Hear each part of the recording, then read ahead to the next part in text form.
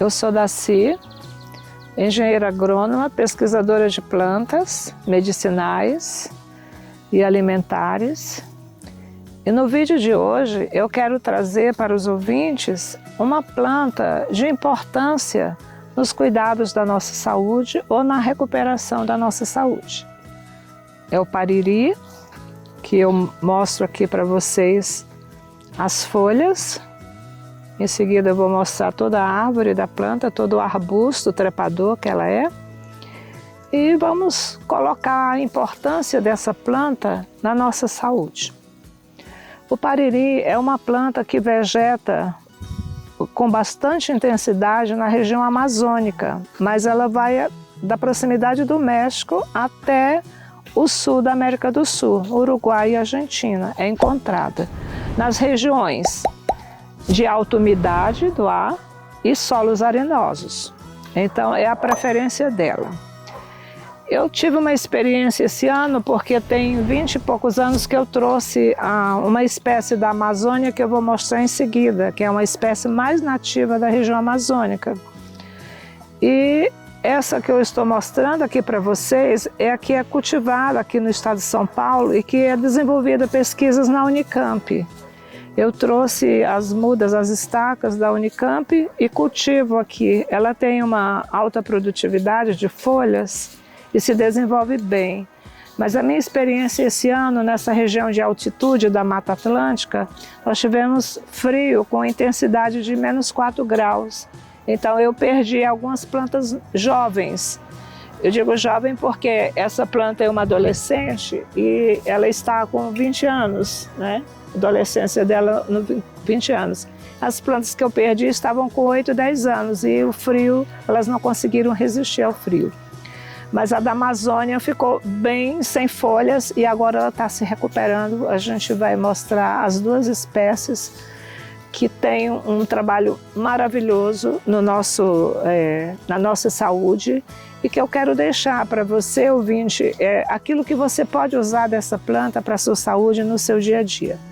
A finalidade dos meus vídeos é fazer com que a população utilize mais essas plantas a serviço da sua própria saúde, preventivamente ou mesmo em efeito complementar ao tratamento que é feito, né? Por exemplo, essa planta, a Unicamp estuda porque ela foi detectada a importância dela através de um caso que ocorreu numa cidade de Minas Gerais, com um dentista de uma escola que teve leucemia e essa planta veio da Amazônia, ele tratou e recuperou. E aí ela foi difundida na Europa através da escola num programa de pequeno pesquisador que as escolas apresentam no mundo inteiro. Há esses encontros de estudantes, né, de ensino fundamental para mostrar a pequena pesquisa ou a iniciação à pesquisa. A planta do pariri, ela tem uma atuação diretiva no sangue humano. Então, ela vai fazer um trabalho de equilíbrio no sangue humano. Então, ela é muito rica em ferro e é um ferro assimilável. Quando uma criança, um adulto ou uma criança vai utilizar ferro suplementar para uma anemia, tem que ingerir a vitamina C para poder aquilo ser assimilável. O ferro dela no chá que ela disponibiliza já é assimilável pelo organismo. Então, ela é rica em minerais, potássio, rica em cálcio, rica em magnésio, que o magnésio é um elemento importante no equilíbrio da saúde, no mecanismo ósseo também. Ela tem flavonoides, os tipos de flavonoides que ela tem atuam de uma forma altamente curativa em bactérias, fungos, vírus. Então, é uma planta que rastreia o equilíbrio.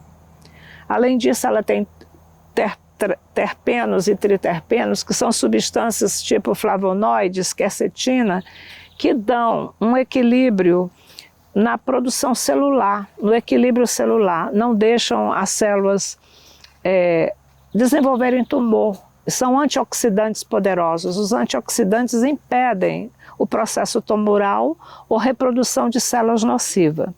Elas aumentam também as plaquetas, aumentam as hemácias e os leucócitos, ou seja, ela faz um balanço homeostásico no sangue, dando equilíbrio ao sangue humano.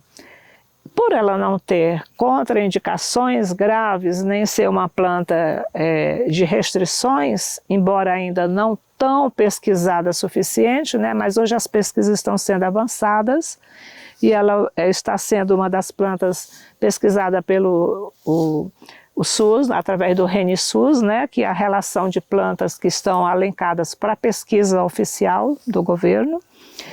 Então, é uma planta que tem uma promissão muito grande. Os estudos feitos na Europa apontam a grande mola para trabalhar na parte de câncer, na cura do câncer, principalmente as anemias e leucemias e os estados debilitados que o câncer deixa nas pessoas, a energia, a vitalidade. Então, é por essas pesquisas que a gente conhece e pela facilidade dela ser reproduzida. Nós temos uma costa litorânea no Brasil, de Mata Atlântica, maravilhosa, né? Nós temos Mata Atlântica da Amazônia ao Rio Grande do Sul, então sempre tem remanescentes e essas regiões úmidas ela se desenvolve na sombra das matas. Ela é um cipó, ela é um arbusto que tem gavinhas como uma parreira de uva, ela vai se enramando nas plantas. Nós estamos vendo aqui, essa planta tem quase 20 anos e ela já está começando a emitir as gavinhas. Ela demora, a infância e a adolescência dela demora bastante, 10 anos ela fica ali, depois ela dá uma desenvolvida rápida na adolescência. Então, voltando à qualidade da planta para a nossa saúde. Um chá fácil de fazer e a maior potência dela é o chá, embora já tenha quem fez pesquisas, né, populares e utilizando como pó das folhas, né, desidrata e transforma em pó para uso e também como extrato, a tintura. Mas o papel mais importante dela é o nosso famoso chazinho caseiro, esse sim cura. No caso de câncer, ela é recomendada para usar como um tratamento complementar, porque a radioquimioterapia baixa muito as plaquetas, desqualificam, desequilibram os componentes do sangue. Então é uma planta que vem dar esse equilíbrio, retornar à disposição, reduzir os efeitos colaterais da rádio e da quimioterapia nas pessoas que fazem tratamento de câncer, né? Eu tenho uma experiência de família de tratamento de leucemia com grande sucesso, graças a Deus. E graças a essa plantinha que hoje eu apresento para todos. Eu espero que a indústria farmacêutica logo consiga manipular os seus extratos e as suas folhas para que a gente possa ter medicamentos a baixo custo, com a eficácia e com os valores medicamentosos que ela tem. Ela é rica em vitamina C e vitamina E. Há pesquisas que apontam que ela é mais potente para a imunidade por ser rica em vitamina C e E do que a própria vitamina C em si. Então, a gente tem hoje um período da história humana onde o estresse e o medo pairam no ar e quase todo mundo tem queda de sua imunidade temporária devido a esse grande estresse. Está aí uma planta, o chá não tem sabor forte, é bem natural, bem simples e tem uma qualidade para a criança. Ela, quando você ferve, a gente vai fazer um chazinho daqui a pouco para vocês verem, ela fica com a cor vermelha. E quando ela desidrata, eu vou mostrar logo mais também, ela fica inteirinha vermelha. Quando você faz o chá, parece um suco de morango. Então você pode dar para o seu filhinho como, olha, um suquinho de morango, até acrescentar ele no suco de morango para as crianças anêmicas, com baixa imunidade, que estão sempre resfriadas. Então vamos falar agora sobre as coisas que ela cura, além do que eu já falei. Ela atua, como atua no sangue, atua em todos os órgãos e sistemas do corpo, né? No osso fornecendo magnésio, no sangue fornecendo o equilíbrio dos componentes do sangue, as vitaminas necessárias, e ela atua também na parte de circulação. Ela baixa a pressão, reduz a pressão e atua nas inflamações de rins e bexiga e nas inflamações uterinas também. Então, uma planta que tem um aspecto de uso muito forte. E nas feridas, então? Ela tem uns componentes que ajudam na recuperação dos fibroblastos, que são células da recuperação da pele e dos tecidos das mucosas. Então, rapidamente, um tratamento pode liberar você de feridas, feridas varicosas, feridas internas de intestino, feridas de estômago. Então, para todos os tipos de ferida, ela também serve. Essa é a planta pariri, a Ribadéia chica, que é uma planta própria das regiões úmidas de solos arenosos e que tem um papel muito importante na recuperação da saúde humana. Eu gostaria de mostrar o aspecto físico da planta, porque quando vocês forem comprar, a característica, comprando folhas desidratadas, elas têm que serem vermelhas. Nunca comprem folhas desidratadas verde, que aí pode não ser a mesma planta, pode ser alguma parecida. Então ela no campo ela é verde, ela tem 3 folíolos bem característicos e essa variedade é bem pontudinha, né? Ela é também conhecida como pariri, crajiru, cajuru. Tem vários nomes populares dela. A gente considera o mais comum aqui nessa região o nome de pariri, ou crajiru, ou cipocruz, né? Eu não sei por que cruz, porque elas têm 3 folíolos, bem interessante. Tem gavinhas, ela aqui é uma planta já quase adulta, ela está começando a emitir as gavinhas. Ela agora vai precisar de uma parreira para ela se distribuir. Ela vai se apoiar, porque os ramos crescem a 10 metros de comprimento, então ela vai precisar de apoio, está na hora de começar a emparreirar essa espécie aqui. Então ela é bem nítida, quando as folhas caem no chão elas já vão ficando vermelhas, quando caem secam. Então essa é a planta bastante vigorosa, rústica, pouco exigente, mas ela gosta de terras mais ou menos férteis, com matéria orgânica, né? Ela em regiões muito áridas, muito secas, ela não se desenvolve assim, né? Resiste bem ao frio, mas geadas fortes, temperaturas muito baixo de 0, elas chegam a perder toda a folha. Quando a planta é adulta ainda brota e recupera. Quando ela é nova, fica difícil dela se recuperar. Então estão aqui os detalhes da planta. O florescimento ocorre depois de mais de 20 anos de idade. Eu ainda não tive o prazer de conhecer as flores, mas fala-se que a literatura mostra flores muito bonitas. As mais velhas que eu tenho estão com 20 anos, eu ainda não tive a felicidade de ver aflorada.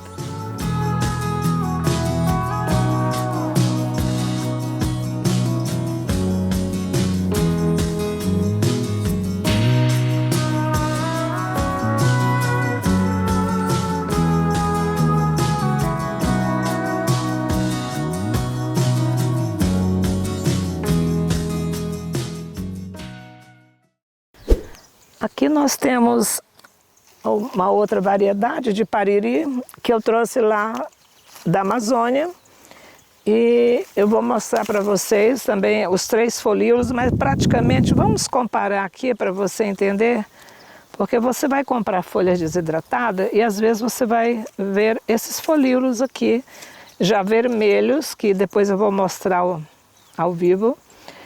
E essa planta aqui, que é a mais difundida comercialmente, a que mais tem essa aqui, que é muito vigorosa, produz muito rústica. Essa espécie que exige mais umidade do ar, ela é a mais velha que eu tenho aqui, mas ela tem a folha mais clara, um verde mais claro. E o cipó dela também foi emitido depois de mais de 15 anos e agora ela está em pleno desenvolvimento do cipó. E dá para ver aqui a diferença, né? De uma planta para outra. São plantas que elas são nativas. Os índios da Amazônia utilizavam o pigmento, que é um flavonoide, que é um pigmento vermelho que ela tem, para passar no corpo, para ficar... O vermelho que os índios da Amazônia utilizavam era feito com a tinta, com o pigmento dessa planta. Ela também tem esse potencial para a indústria de pigmentos. E os índios usavam para repelente de insetos. Eu, inclusive, vou, dentro das minhas pesquisas, fazer alguns spray para ver ação sobre repelência de insetos, né? Uma vez que a literatura aponta da tradição indígena, eu também, dentro das minhas pesquisas particulares aqui, eu vou testar em diversos tipos de insetos. E é que essa pariri, você dá para perceber que a folha dela, do folíolo central é atrofiado. Olha, pode ver, fica sempre a folhinha, ficam duas hastes, enquanto a outra, as três hastes são bem nítidas. Parece uma outra planta, mas é a mesma planta, uma variedade diferente. Quando eu trouxe essa espécie da Amazônia, eu coloquei aqui no local onde eu tinha fácil acesso para eu acompanhar o desenvolvimento dela. E no começo eu achei até que ela não ia desenvolver. Os primeiros 5 anos ela não saía do chão.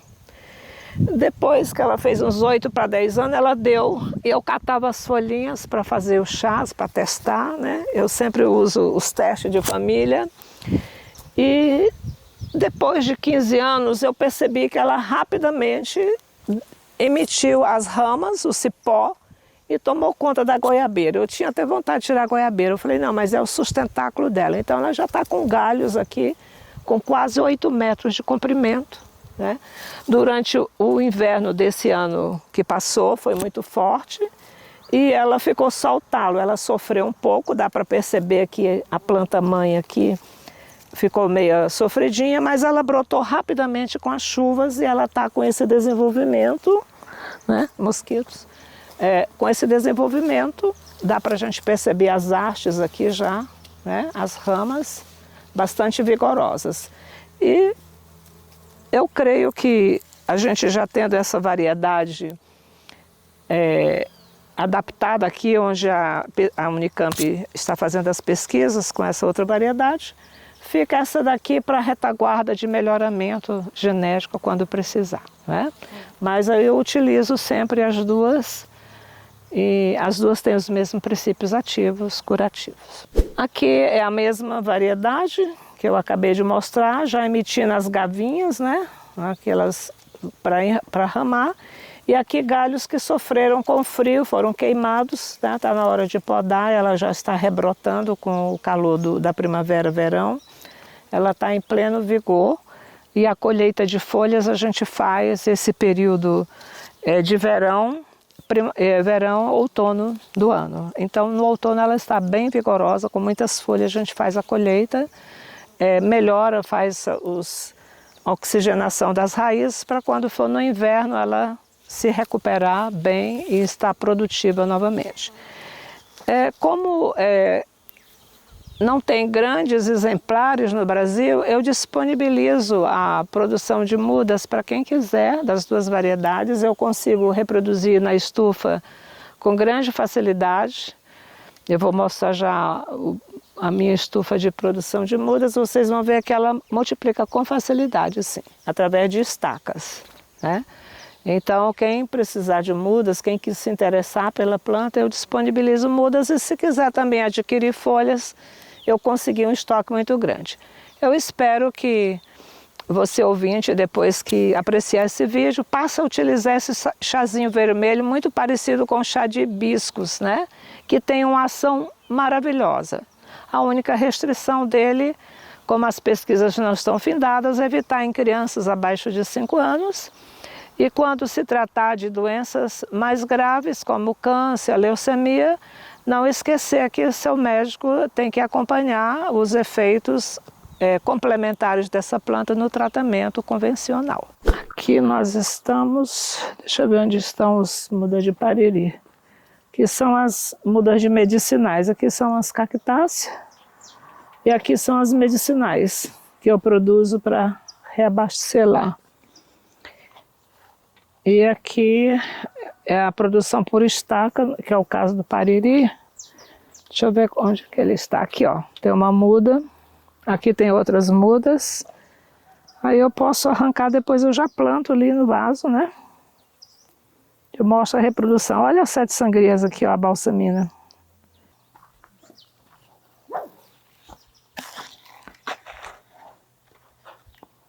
Tá na hora mesmo de transportar.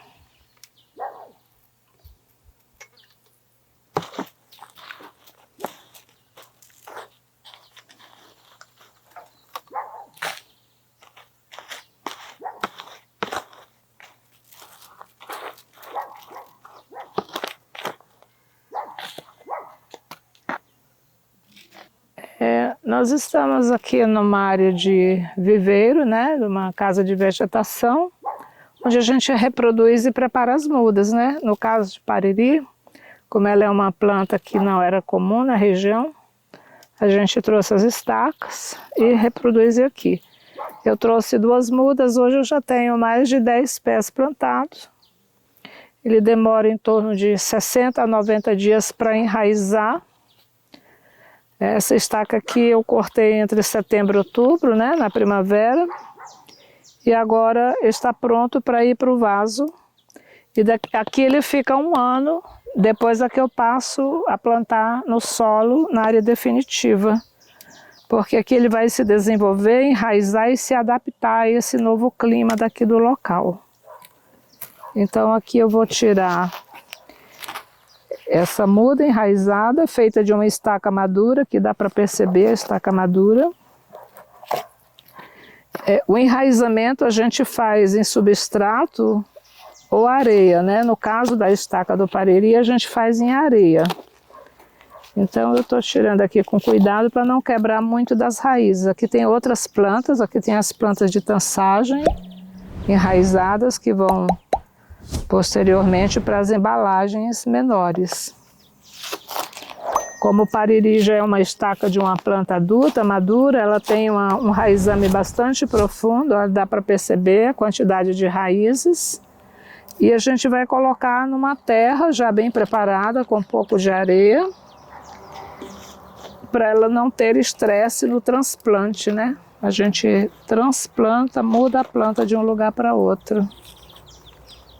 E aqui ela vai ficar com 50% de luz só, né? Meia sombra, meia luz, para ela se adaptar à mudança de bebezinho para uma criança, que vai ter luz e água e nutriente do solo até ela se adaptar bem no local definitivo. É isso aí, como que prepara a muda de Pariri. Aqui as folhinhas já nascendo, as raízes já desenvolvidas, demora de 90 a 100 dias para ter esse status de criança, né? E aqui eu vou colocar nessa outra, aqui é uma área onde eu coloco todas as medicinais que estão sendo preparadas para ir ao campo. E aqui ela fica, no máximo 1 ano ela já está pronta para ir. A hora que ela estiver bem firme e enraizada, aí já chega o período de inverno, aí aguardo mais um pouco, entrou a primavera, ela vai para o solo. É isso aí que eu queria mostrar, da reprodução do Pariri. Aqui tem outras estacas também, todas já estão no ponto de serem transplantadas, estão enraizadas, a gente consegue perceber pela firmeza que a planta tem dentro da areia. Esse substrato aqui, a areia, é o melhor enraizamento que a gente consegue através da areia.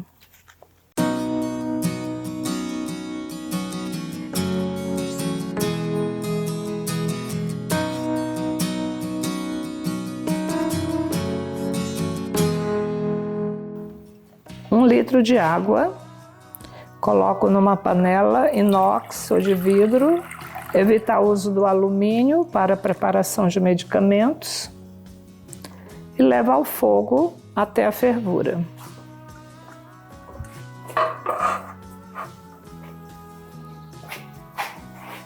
Fogo alto para ferver logo. Enquanto a água ferve, eu vou apresentar para você esse pacotinho de chá, né? Há uma prática no Brasil de não se embalar bem as ervas e nem se identificar. Nós encontramos inúmeras marcas comerciais de plantas dentro do mercado popular, dos supermercados ou em bancas, em quitandas, em lojinhas. A farmácia tem dificuldade de trabalhar com esse tipo de medicação porque a legislação e a fiscalização em cima da farmácia é muito pesada. Eu tenho ouvido muita reclamação de farmacêuticos amigos com relação a utilização de medicamentos naturais. Então eu estou aproveitando o vídeo, quem sabe algum político vê e tenta fazer um melhoramento na apresentação da qualidade da erva, que é vendida clandestinamente ou de qualquer forma, sem grandes fiscalizações, onde a farmácia não pode disponibilizar porque o controle de qualidade em cima da farmácia é pesado, que muitas vezes não tem mercado produtor com a qualidade e a exigência para uma farmácia. No meu trabalho de pesquisa com as plantas medicinais, é uma das coisas que o professor Walter Acócia, que eu quero me reverenciar, meu grande professor aqui em São Paulo, como o professor Abreu de Matos, do Ceará, foram os dois grandes pesquisadores de plantas medicinais do Brasil, com quem eu aprendi a química das plantas. Então, eu comecei a pesquisar uma forma de apresentar a planta natural de forma que conserve bem as propriedades. O ideal seria um papel craft ou uma coisa mais escura para evitar o metabolismo da planta com a luz. Mas eu mantenho em locais escuros, eu coloco em saquinhos plásticos, porque aí eu vejo a qualificação da planta, eu reduzo em pequenos pedaços. Aqui nós temos as folhas inteiras, né? Esse aqui é um pacote que eu posso distribuir ou vender, eu vou estocando para o uso com pessoas, com família. Às vezes eu distribuo em casas comerciais, as pessoas me pedem, eu vendo por peso. E são folhas puras. O que a gente encontra hoje no comércio é uma falta de padronização. Uma planta que é utilizada a folha, se vende galhos, talos, né? Cascas. Isso que deveria ser feito por uma fiscalização, ter padrões para cada planta, né? Eu me disponibilizo aí para padronizar a melhor forma, porque já faz mais de 20 anos que eu vivo observando na prática com pessoas que me procuram e observando também as literaturas e as informações da pesquisa científica para poder conseguir oferecer o melhor para a população. Então aqui vem o nome comum da planta e o nome científico, porque o nome científico ele garante a identidade da planta. Não precisa que a gente fique aprendendo coisas de ciência, mas você, com o tempo de manuseio, você fixa assim rapidamente pelo menos o prenome da planta. O nome principal, pariri. Chica, vamos dizer, a ribadeia chica, a planta chica. A gente vai pegando hábitos novos, mais confiáveis, né, de uso. Então, aqui é o pacotinho individual. O que acontece hoje? Você vai numa loja ou num vendedor, ele abre um saco assim, alguns têm bem identificados o nome científico, o nome da planta, tem talos, tem mofos raramente. Mas você abre, você tem que separar, picar, preparar a planta para o seu uso. E aí se vende por peso. A planta medicinal ela tem peso leve, as folhas têm peso leve, as cascas pesam mais. É por isso que é mais fácil colocar um pouco de talo e casca para pesar na balança do comércio. O que também desclassifica o produto para um uso mais indicativo pela rede médica, mesmo como atividade complementar. Eu creio que já está na internet muitos médicos já falando das plantas, e eu me somo a todos aqueles que querem trazer uma complementação, muitas vezes eficaz no tratamento da doença, que vai realmente respaldar aquele tratamento. Então, eu faço esse vídeo para todas as categorias, tanto profissionais como não profissionais, tentando mostrar a simplicidade e a eficácia do que você tem na natureza, para servir da melhor forma, como preventivo ou como complementar na cura do seu tratamento. Então, aqui nós temos o estoque de pariri, nós temos aqui o individual, mas como eu estava falando, numa loja, ninguém vai querer vender um pacotinho assim, porque justamente não existe padrão comercial, então se vende um punhado de qualquer forma. Isso precisaria ser não para fiscalização rigorosa para tirar do mercado, criar confusão. Pelo contrário, para ter mais uso, a planta na saúde precisa de disponibilizar da melhor forma.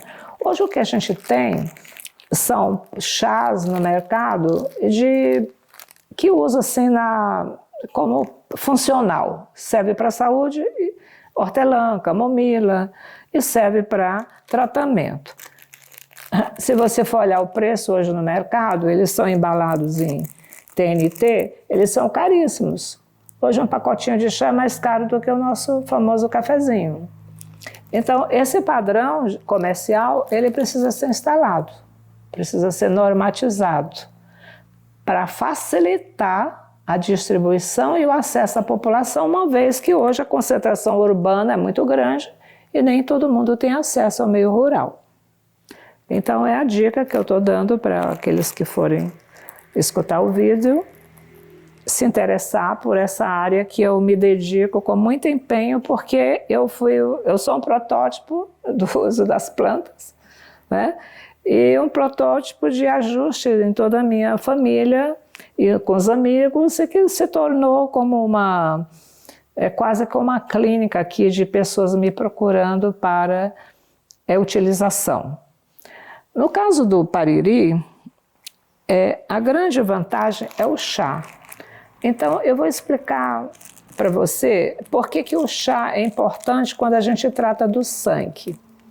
Então, eu vou fazer algumas colocações que saem um pouco da ciência e ao mesmo tempo são a ciência mais profunda de Deus.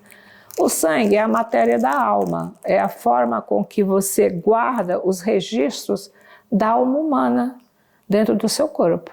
Tirou o sangue, acabou a vida, né? O sangue parou de circular, doença. Sangue está fraco, doença. Sangue desequilibra sua composição, doença. Então o sangue ele tem uma homeostase, um equilíbrio entre a sua salinidade, a sua composição e os seus componentes celulares. E quando a gente vai fazer qualquer tratamento para o sangue, a melhor forma, mais indicada é o chá. Por que o chá é mais indicado? Quando eu utilizo uma tintura, eu estou colocando álcool, que é um elemento fogo. O elemento fogo, ele se espalha rapidamente, ele se direciona a um órgão a ser tratado. No caso, assim, você quer tomar um remédio para o fígado, uma tintura para o fígado é mais eficaz do que um chá para o fígado. Mas um chá para o sangue tem mais eficácia do que uma tintura para o sangue. Dá para a gente compreender porque o sangue ele vai atuar de uma forma sistêmica. Outra coisa, tudo que vai para o sangue tem que ser lento e repetitivo, contínuo, por um tempo definido. A gente não pode tratar de uma anemia tomando remédio 1 ano. Você tem um período de tratar, observar as reações que você tem com aquele tratamento e depois fazer uma segunda etapa ou pesquisar a real causa, porque aquilo não curou. Então, o chá bebido em pequenos goles, ele não entra no sistema digestivo, ele vai absorvido já na área bucal, na área digestiva, intestinal e estomacal, e ele é absorvido no duodeno e vai direto para o sangue, e rapidamente. Se você bebe em quantidade grande, além de desequilibrar a sua estrutura do sangue, você pode absorver pela uma temperatura alta no chá, absorver rápido até passar mal. Então, o componente ele tem que ser absorvido lentamente, igual a gente faz com a alimentação. A gente mastiga bastante, come em ritmo, de manhã, à tarde, 6 refeições ao dia. O chá ele tem que ter ritmo. Então, um padrão médio que a gente pode falar aqui na mídia, não em tratamento específico, 3 xícaras de chá por dia. Ao beber o chá, bebe-se lentamente, não é igual a gente bebe uma água gelada ou um copo de suco, vai bebendo lentamente. Aliás, a gente devia fazer isso com quase todos os líquidos nutricionais, para que o organismo absorva no sangue a composição química daquilo que você está tratando ou alimentando. No preparo do chá, nós temos aqui um pacotinho individual que aqui dá para de 20 a 30 doses de chá. Então eu vou abrir com uma tesourinha, evitar ficar tocando, manipulando. Eu posso medir, a regra geral que se tem é 1 colher de chá para 1 xícara de chá. Mas eu recomendo, como eu aprendi com o professor Walter Cossi, que deve ser a mesma coisa. Vamos conferir? 1/4 da palma da minha mão. Então, aqui tem 1/4 da palma da minha mão com a quantidade de chá. E aí eu coloco para 1 xícara de 200 a 250 ml de água, tá? Então, eu guardo o pacotinho, eu ponho um clips aqui. E eu não preciso manipular com as mãos para não contaminar o meu chá. Aqui está o meu pó. Agora eu vou pegar água fervendo e vou fazer a infusão, que é um método de abafamento. É o que a gente faz, põe água quente na planta. Eu posso também ter água quente, virar lá, desligo o fogo e deixo abafado lá na panela, no fogo desligado. Ou posso fazer na xícara, que é mais prático. A minha água está fervendo. Aqui eu tenho o meu medidor. Eu fiz 1 litro. As recomendações para grandes tratamentos é 1 litro com 1 colher de sopa. Aí eu mediria aqui 1 colher de sopa, põe aqui, mexia, põe uma tampa e deixa esfriar, né? Durante, no mínimo, 10 minutos a planta tem que ficar aqui. Depois de 10 minutos eu posso coar, ou posso deixar até esfriar e coar em seguida, né? Então, para 1 litro de água, 1 colher de sopa.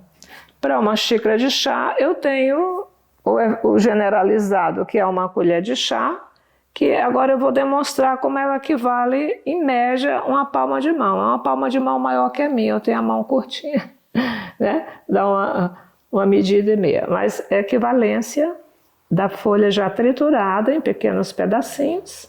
Já está aqui o que eu coloquei, agora eu coloco a água.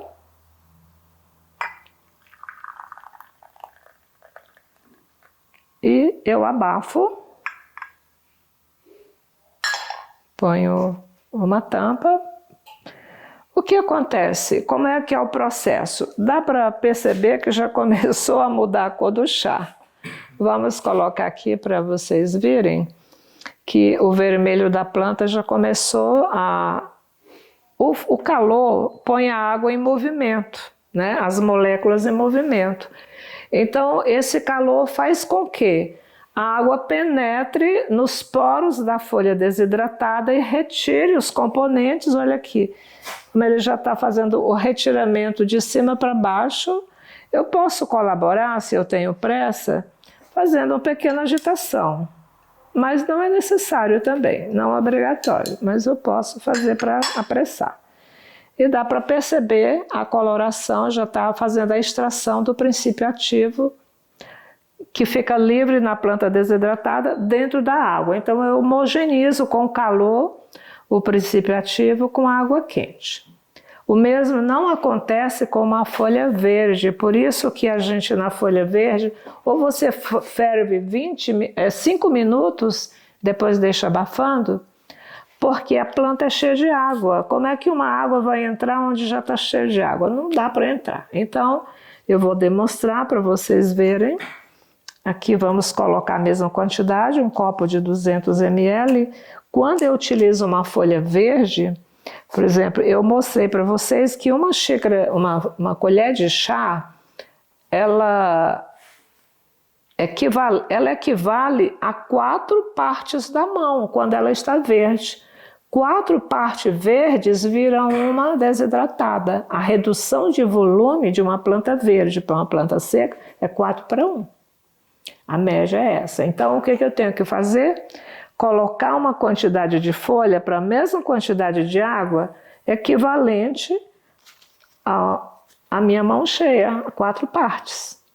Essas 2 folhas aqui desidratadas vão dar exatamente essa medida desidratada.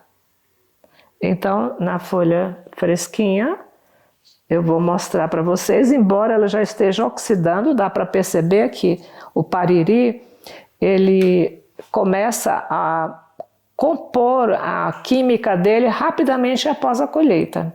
Enquanto ele está na planta, ele mantém a coloração com a clorofila verde, mas na hora que você colhe, ele começa a recomposição química de flavonoides, de quercetina, de outros componentes, né, taninos, vitaminas, que disponibiliza essa cor vermelha para o chá.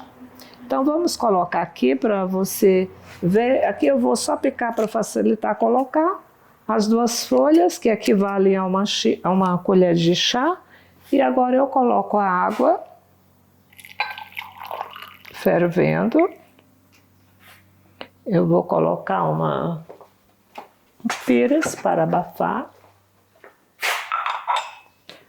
E você vai ver que não acontece nada da extração, porque a água quente ela está mobilizando dentro da folha, mas a mobilização é muito baixa.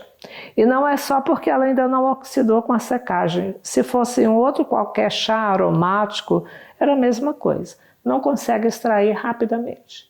Por isso que o chá se usa, de preferência, com folhas desidratadas. Minha querida, a folha desidratada não é folha seca.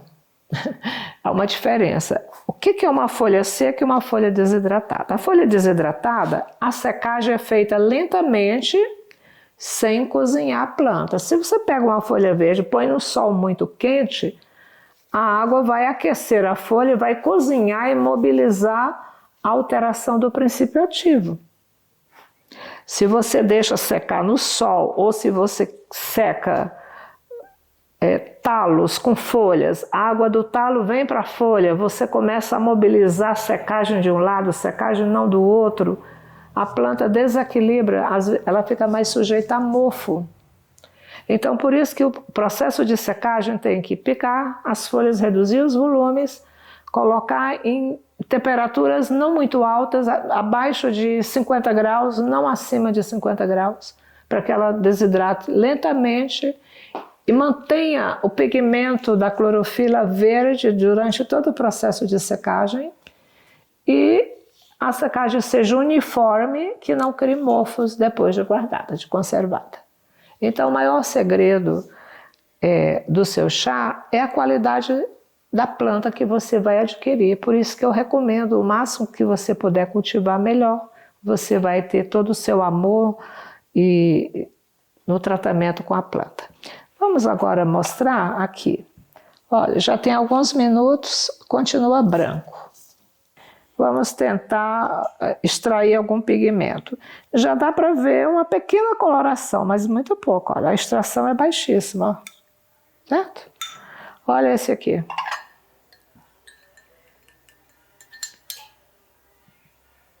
Olha a diferença de um chá para o outro. Você pode fazer ele um pouco mais concentrado quando você coloca ele na água fervendo, 2, 3 minutos, desliga o fogo e abafa. Você fica com o chá com aroma e coloração. É necessário? Nem sempre. O que eu quero colocar para vocês é que o que está sendo extraído aqui, não só a química física da planta, mas a energia da planta. Uma planta bem desidratada, ela guarda toda a energia potencial.